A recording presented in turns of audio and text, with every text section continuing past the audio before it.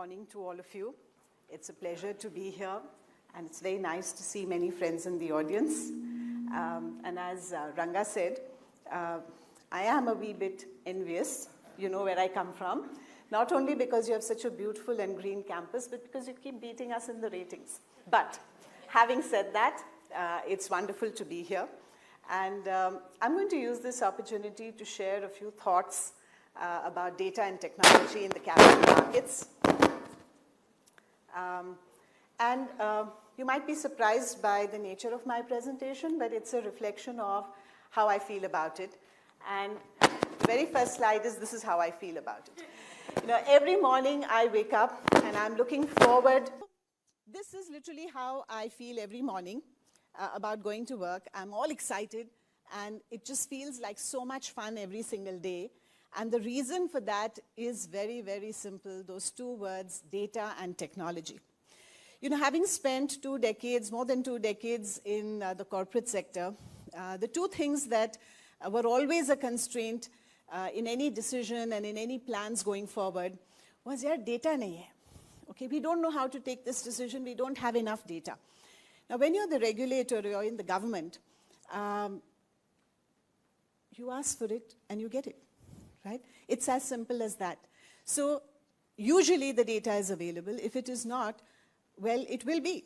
So it's just so magical to wake up and every morning and to know that you have literally at your fingertips as much data in as granular a detail as you need and as wide as you need, as deep as you need to assist you in everything that you do on a daily basis and to really use that to transform what you are doing. So it's just magical. The second thing, which is of course hugely enabling, is tech. Now, everyone's talking about tech, and to me, it's not just tech for the sake of tech. It's tech because of what it can do and the wonder of what it can do. And that is what is really captured in this little slide. And I will end with this slide as well after I've shared with you some of the stories of what we've been doing in SEBI in this area. So of course, first focusing on data and data analytics and what it can do. As you know, one of the things that SEBI worries about a lot is what is happening in the market, the misconduct in the market. Front running, insider trading, etc. These are the things that make the headlines. Now, in the past, we had to depend on, some imported software, some black boxes, and, they tell you that, this is going to give you alerts, etc. And we found that it was just not working for us. And we decided about 4 years ago to start building this for ourselves ground up. Now, being a government organization, we had a lot of limitations. You cannot do lateral hiring. You have to, if you want to give a contract to anybody, you have to go through, months and months of RFPs and L1s and all the rest of it. And it's just so difficult. But guess what? Given that we had all of those constraints, we just decided we're going to do this in-house. And we assembled a team of relatively young officers who put together the most amazing algorithms that I have seen ever across my 25 years of my career. So today when we look at the data and we look at the algos and we look at the alerts, it's magical. Because you can look at the data and say, here's this guy, look at his trading pattern, that's insider trading. It's as simple as that. In fact, in one of the orders, in SEBI we pass sort of like quasi-judicial orders, we actually embedded a QR code in there, and this was, quite radical for a legal order, which is quasi-judicial in nature. We embedded a QR, and why did we put it there? Because in that QR, when you scanned that QR, you saw a video clip, which was a clip which showed the delta positions of this particular individual across various scripts over time. And what it showed was that his normal trading behavior in the normal course was he was investing in half a dozen scripts, 1 dozen scripts with this much delta, coming along, chugging along quite systematically and predictably. And suddenly, just before the quarterly results of a particular company, zoom! His delta position in that particular stock shot up by orders of magnitude. And 2 days after the results, boop, back to the bottom. Next quarter, same thing, boop, boop. Now, you look at that film and you say, this is insider trading, boss. This cannot be anything else, right? So when you have the power of that data, and more importantly, you have the power of visualization. And I keep telling my colleagues in SEBI, never underestimate the power of the visualization. Because at the end of the day, the analysis is for you. But when you have to use that analysis to convince other people, your best friend is a good visualization. So we use data in our surveillance. This was an example I gave you of insider trading. We have similar algos for front running. You know what front running is, right? There is some mutual fund fellow or some broker who knows that a big trade is coming into the market, and he front runs that trade. Now, I was at a conference recently which was hosted by ISCO, which is the association of all the securities regulators across the world. And when I was sharing, over the breakfast table with somebody that our algo is able to detect whether the front running is happening at the mutual fund or at the broker end, they said, no, how can you know that? And it's actually really simple. Because if the trades of the same mutual fund are being front run, it's obvious that the leak is at the mutual fund. If the trades of multiple mutual funds are being front run, it's obvious that the leak is at the broker end. Now, it's very, very simple, and this is not even, fancy big data stuff and all. It's just simple algos written by young people who just love their job. And with this, the kind of power that SEBI has been able to harness in order to identify misconduct in the market has been just amazing. Of course, we've had our setbacks because the regulation has not kept pace with technology. And we're now busy trying to fix the regulation because the regulation does not support what the technology now is able to do. But we think that we'll get there in a few months. So it's this richness of the data. It is what it can do for you. It is what it can do for the market. And it's just so much fun doing it. Apart from looking at data for surveillance point of view, we rely a lot in terms of data on in terms of filings from various entities, right? All listed entities have to do various filings with the stock exchanges so as to ensure that there is no information asymmetry, right? A market, the fundamental premise that a market is efficient is based on the premise that everybody has the same information and there is no information asymmetry. And I would like to recount an interesting example actually happened in the committee which now Professor Ravi Anshuman will be chairing, where we were having this conversation with all the stakeholders and we said, the following things now need to be reported in XBRL format. And there was huge resistance. And I didn't get it. And I said to them, but you're already reporting it. What is your problem? You just need to convert it into an XBRL file. We'll even give you a utility to convert it. So, problem kya hai? Until one of them said, up until now we were filing PDFs. And we were so sure nobody is going to look at it and nobody is going to analyze it. Now you're asking us to report it in XBRL format. There will be 50 analysts who will look at it and another 50 who will report on it, and the media will pick it up every single quarter. So now we don't like it. Now, this is the power of data, right? And this is what, as I said, why we love our jobs in SEBI, because with this, just this tweak, and one may argue it's just by stroke of a pen saying henceforth all filings will be in XBRL, you change the way that data is presented to the public and the way in which the corporate sector is expected to be responsible in terms of their reporting. So it's just wonderful. Go on to something called what we call SupTech. SEBI has been very focused on using technology for supervision. What does that mean? It means that, for instance, if we had to do an inspection, right, because all of you, trust that the system works, you trust that the regulator is supervising the entities that you're dealing with, whether it is a broker, whether it is a mutual fund, etc. So we have a duty to supervise and to inspect to make sure that everybody is following the rules. Now, in the past, historically, the kind of inspections that were done were really sort of Baba Adam type inspections, right? A team of auditors will show up, they'll do some sample check, there will be some manual, assessment, and there will be this huge fight between auditor and auditee on interpretation of the law. And 1.5 years later, you will get a report, and then there will be, some action you will take on that. So we figured, this is really not on, right? I mean, in this day and age, we cannot be living in this century and doing this Baba Adam style inspection. So what did we do? So again, an example from the mutual fund industry. We started to collect the data from all the mutual funds. We have about 44 of them, so not such a challenge. So remember, if you don't have the data, ask for it, you get it, right? So we're good, we're lucky. The data started coming, and we developed, and we told the industry that we are going to develop the following 80 algorithms.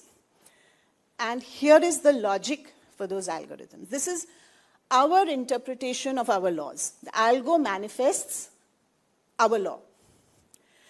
Many of my colleagues were quite upset. They said, "Madam, why are you telling them? Now they will, clean up their act." I said, but that's the whole objective, right?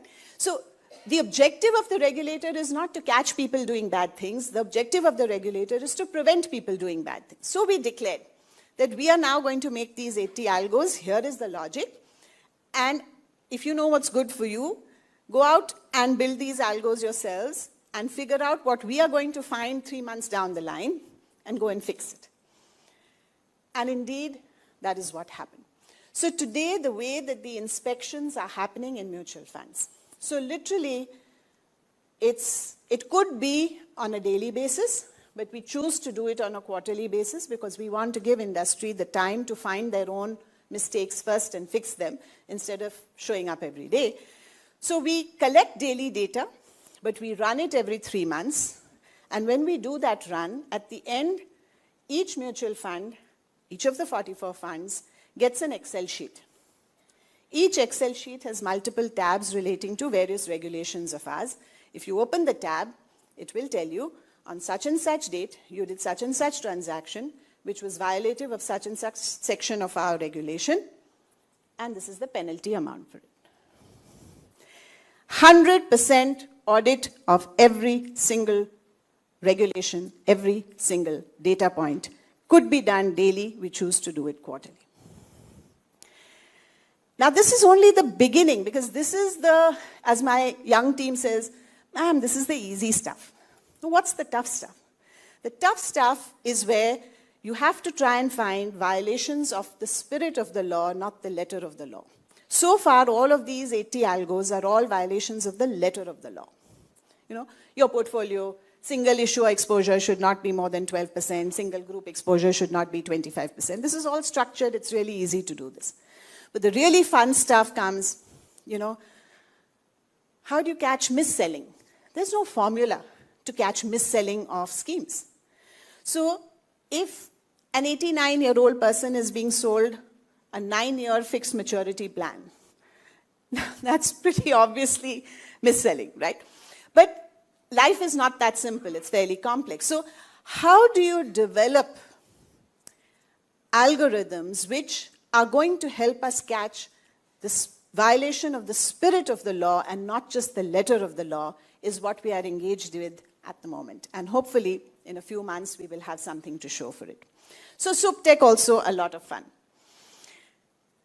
We then come to the issue of technology.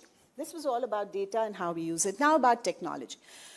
What is our thinking? What is our approach when we look at what should SEBI do in this wonderful world where technology is everywhere and it's just available for us to harness its power? So one of the biggest things that a regulator worries about is risk, right? So the first thing we did in terms of changing the way the market adopts technology. The first one was about how we in SEBI adopted technology. This section is about how the market adopts technology. And as you can imagine, I have Mukta sitting here who will tell us that, organizational behavior and to bring change in any organization is really hard. But again, we guys are lucky, right? Because we are the regulator. We make a regulation, everybody has to follow it, whether they like it or not, right? So when we say that this has to be the new technology that has to be adopted, so what do we mean? So for instance, about a year and a bit ago, we implemented something which those who are traders in the market would now be familiar with. We introduced something called the pledge-repledge mechanism. What does that mean? It means that normally when an investor or a trader had to trade in the market, he had to post collateral with the exchange, right? It's margin. You have to post margin. This margin was usually placed with the broker, and the broker used to pool everybody's margins and give it to the exchange. Now, what we found was that, there are bad apples in every basket, and there were some brokers who were misusing client securities. How were they misusing it? Either they were taking the client securities, collateral, and the fellow was not a regular trader, but the securities are in the control of the broker, so he was using it to pledge to an NBFC, taking a loan and giving it to his real estate company. Okay. The other kind of misuse of client securities is, in SEBI we used to call it the Peter-Paul problem. So Peter and Paul are both traders. Peter right now doesn't have a position. Paul has a position. Peter's collateral is being used for Paul's position. Now, if Paul defaults, Peter's securities will go. That's not on, right? You're saying, I didn't even trade. Peter's saying, I didn't even trade. But my securities are gone because the broker mechanism was such. So first there was a lot of debate. Let us inspect the brokers better. Let us get them to do better reporting. Yevo, yevo. Finally, SEBI said, look, this is not going to work. And now we have technology on our side. These processes are old, again, Baba Adam processes. In today's world, where is the need for pooling at all? So let the securities continue in the client's account. It continues to sit there. It is pledged in favor of the broker and then repledged in favor of the exchange. And should Paul, in this case, default, only his securities will be touched and Peter will not be impacted. And in any case, since the securities are not lying with the broker, there's no question of his, as I said, using that to get money and siphon it off. So this was a huge technology change in the entire market. Okay, it's never been done anywhere else in the world, ever. Ever, ever, ever. And we did it in India. So today, in terms of margin protection, protection of client securities, there is nobody better in the world than India. So this is the power of technology. This is what we can do in terms of risk management for the investors at large. The other big use of technology, of course, is in terms of cost reduction. Now, you may imagine, why does SEBI worry about cost reduction, right? That's a business issue. Let businesses worry about it. But we do worry. The reason being that one of our important agendas is financial inclusion. And having been sitting in a corporate entity, it's very clear to us that financial inclusion, now, no matter how high a goal it may be, has to make economic sense for the corporate entity, right? They don't run for charity. They have quarterly results to deliver. So unless you bring down the cost, financial inclusion will not happen. And I think to that extent, at SEBI, we are quite delighted that we had introduced the concept of eKYC, which basically makes the cost of onboarding a new client very, very low. We had introduced it. It didn't really get that much traction until COVID happened.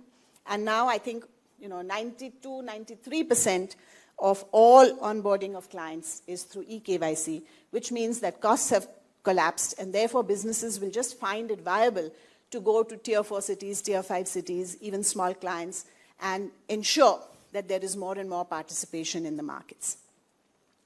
Similarly, in terms of ease of doing business, this is again an important piece of our developmental role.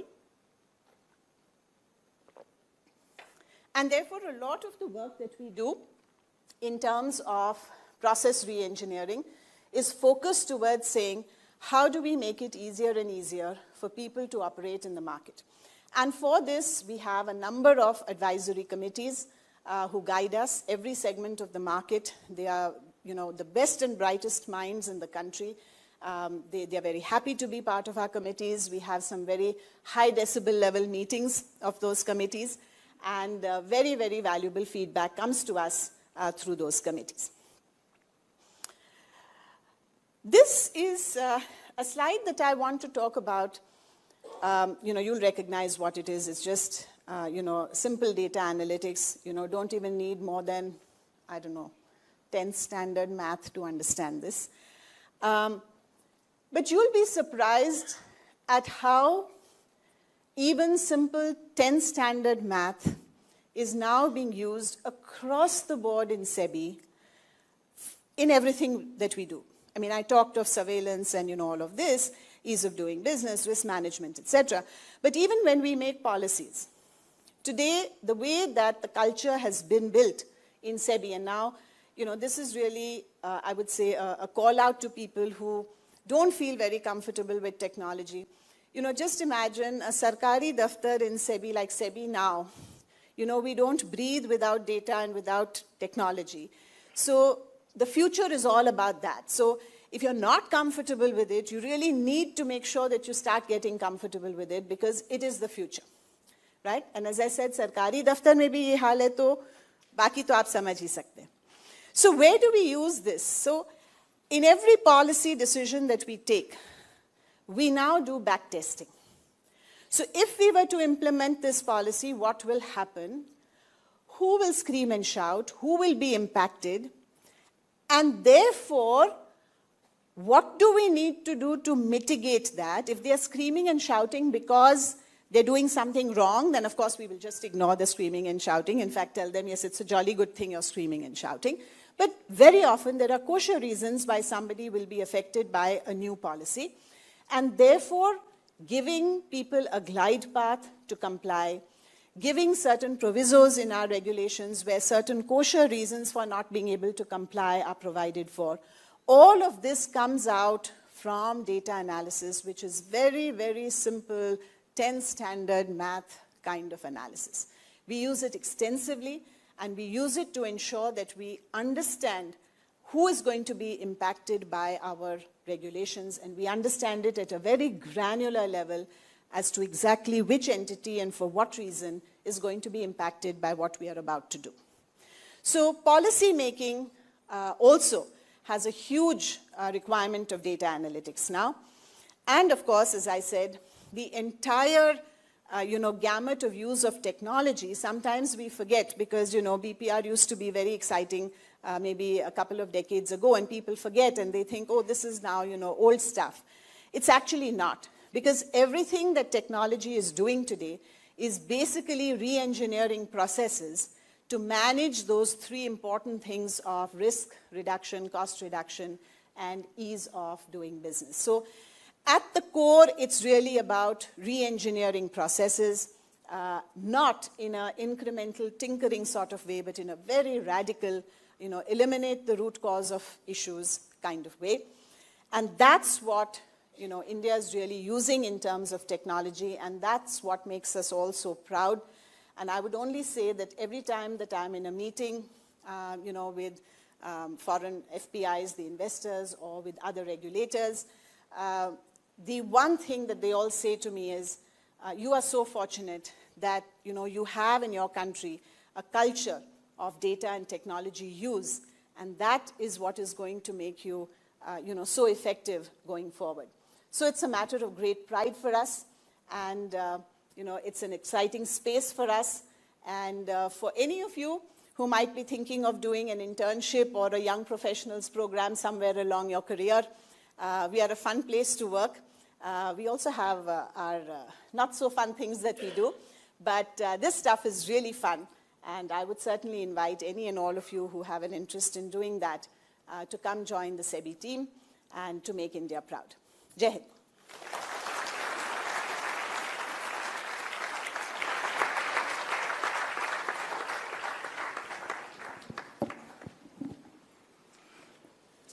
Thank you, ma'am, for a very informative lecture.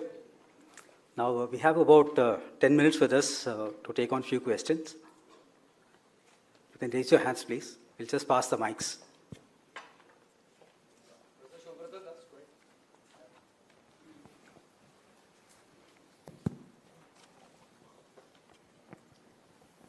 Thank you, ma'am. Very interesting talk. Just reflecting on one of the comments, which we cannot agree more, that the job is not to catch the crook, but to make sure that they are complying.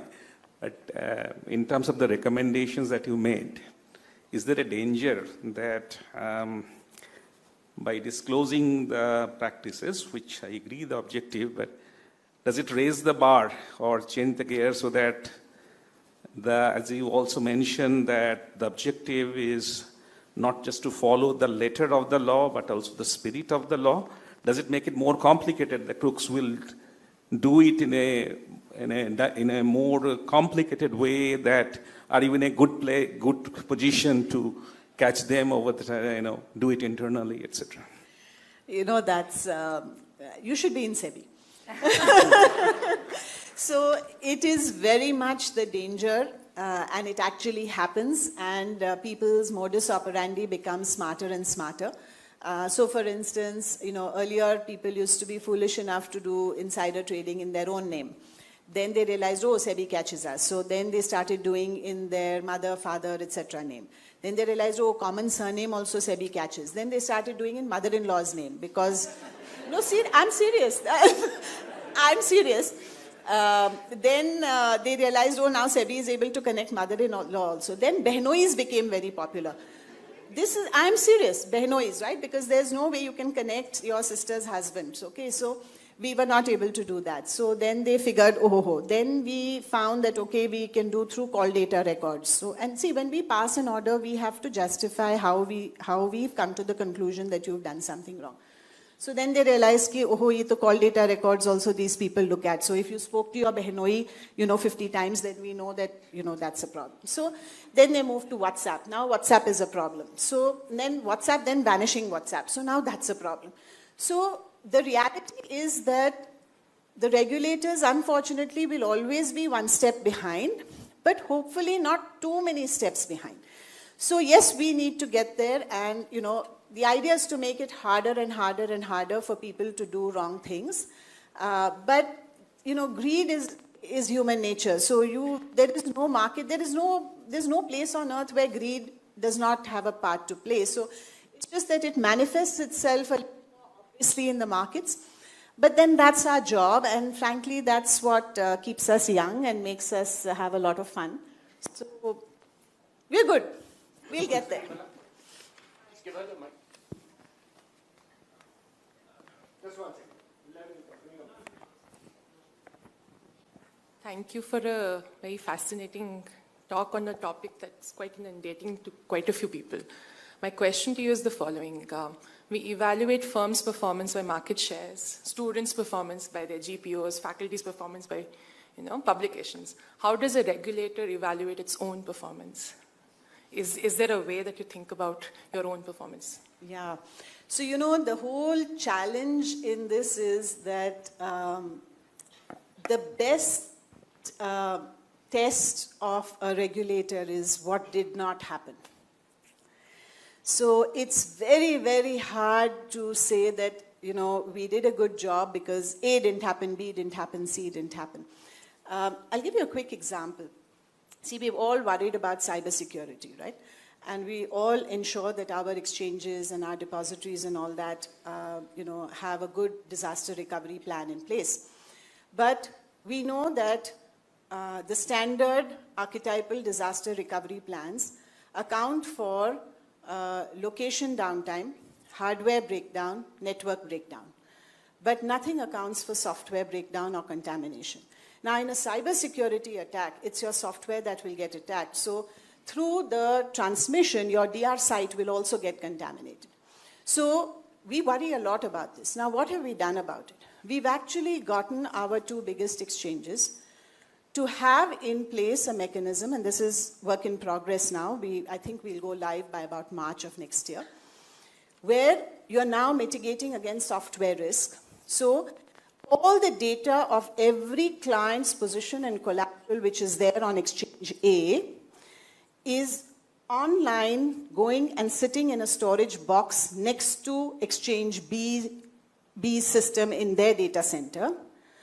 If exchange A goes down, And if SEBI determines that this is on account of software attack, meaning a cybersecurity attack, and it's not going to be possible for their DR site to come up in time, SEBI will press the button for that data to be uploaded into Exchange B's system, their software.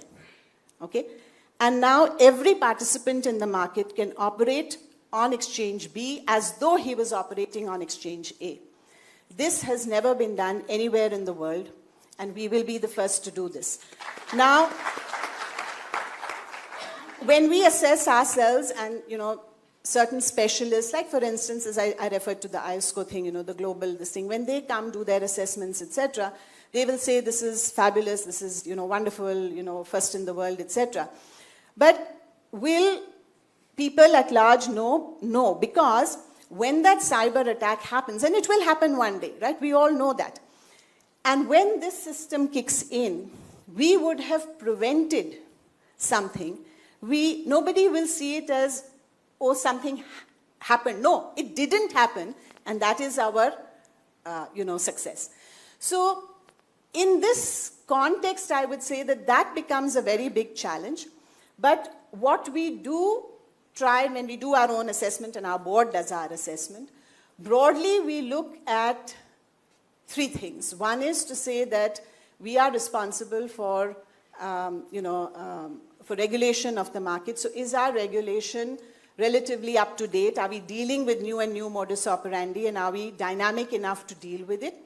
The second is enforcement, that are we passing the orders, getting the successes, etc., which we have to then modify. As I said, we've had some setbacks because the laws have not kept pace with our technology.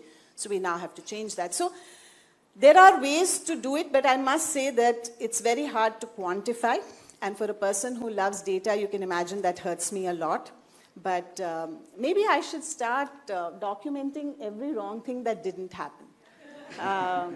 Yeah, I think that's an interesting idea to do that. Thank you. Please go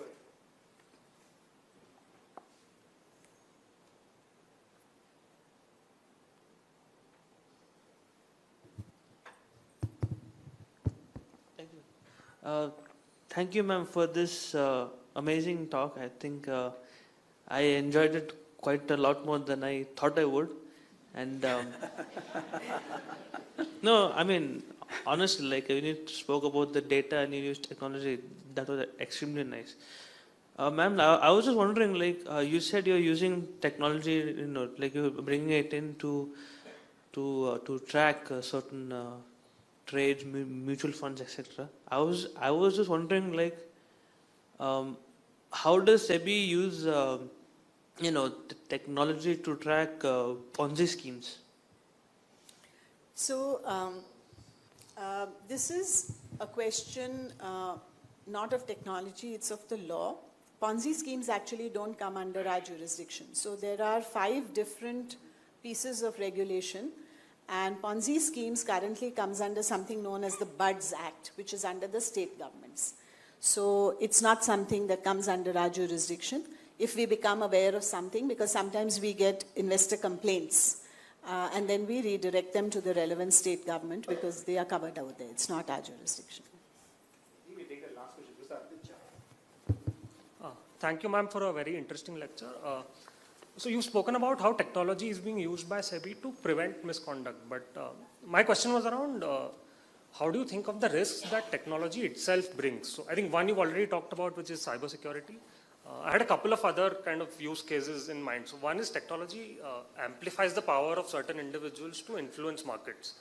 So Elon Musk might tweet something and it will change the share price, right? And this might be used for bad ends. Second is technology can also create inequalities. So we've had, algo funds and hedge funds in the US trying to shift their internet connections closer to the Wall Street servers. And I'm sure that's happening in Bombay also, to reduce the, lag times in their trades. This is a power that retail investors don't have. So this creates an asymmetry in, how fast their trades get executed. So how do you see SEBI's role evolving in to counter such kind of emerging threats? So I think certainly SEBI has a role to play in this. And in respect of, what are now called finfluencers, right? There is a line that needs to be drawn. So, for instance, supposing you are sitting at a dinner party and you are fairly conversant with the stock market and you give advice to your relatives, maybe there are 20 of them, gotten together. You give advice, you're also an influencer. You go online and you give that same advice and broadcast it free, so-called free. You're also an influencer. Now, the way that currently the regulation is that unless there is a contract, right? If you're simply saying something for free, it's freedom of speech. If somebody wants to listen, they listen. They don't want to listen, they don't want to listen.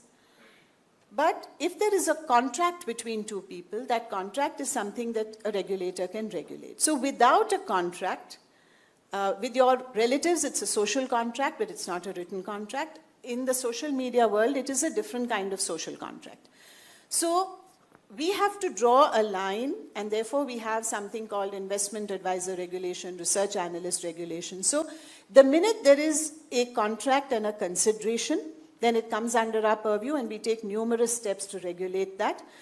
You may have seen most recently that we put in place a regulation to say that any algorithms which people are promoting for retail investors, you cannot display past performance or any track record because you have not proven it to SEBI or to the exchanges that this is the past performance. Unlike a mutual fund who, when they display past performance, it is audited and proved, and there is disclosure to back up that performance. In the case of algos, there is no such thing.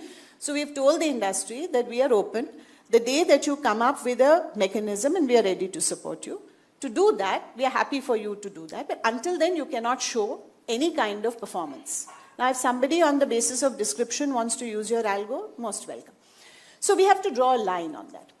Coming to the second point in terms of co-location, where retail investors don't have the benefit of co-location, first of all, that's not correct.